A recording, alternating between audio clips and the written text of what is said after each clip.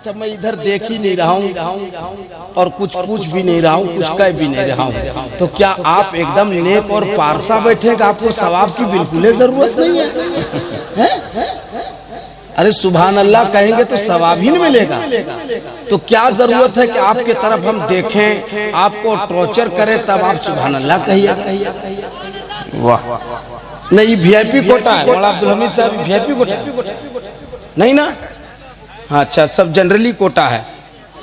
मुखिया जी हैं, अच्छा क्या अंसारी?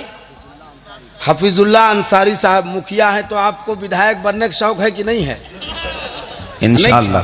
खाली हम पूछ ले रहे हैं, चूंकि हम भी विधायक में लड़ना चाह रहे थे, लेकिन घुसखोरी की वजह से हम तैयार नहीं हुए। सही है। अच्छा रफीक मुखिया साहब भी हैं, तो ये लोग इतना ऐसे चुपचाप बैठ के लोग मुखिया बनेगा? बन गया है तो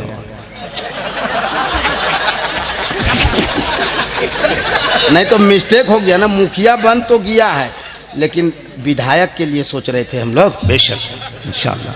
अपने लोग होते हैं तब मजा आता है ना भाई, अपने लोग जब होते हैं मजा आता है, वरना मुसलमान की आबादी 30% और किसी और की आबादी 11%, वहां मुखिया उसी का है। ये 30% वाला कोई वैल्यू नहीं। उसकी वजह क्या है?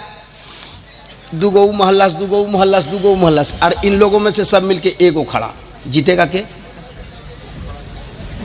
अच्छा ताव में न काम करता है लोग, खाली मोछ में करे हम भी खड़ा है। अब एक को किसी को खड़ा कर दो जो एकदम ईमानदार हो, माशाअल्लाह, अच्छा आदमी हो।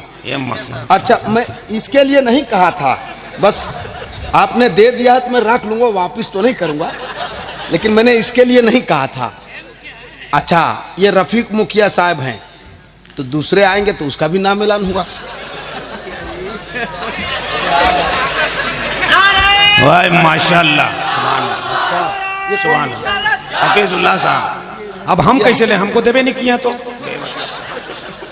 चलिए सर, हम भी मुखिया साहब हैं। अच्छा क्या बात है, अल्हम्दुलिल्लाह अल्हम्दुलिल्लाह, खैरियत से हैं, तबे तो लोगों को सुना रहे हैं।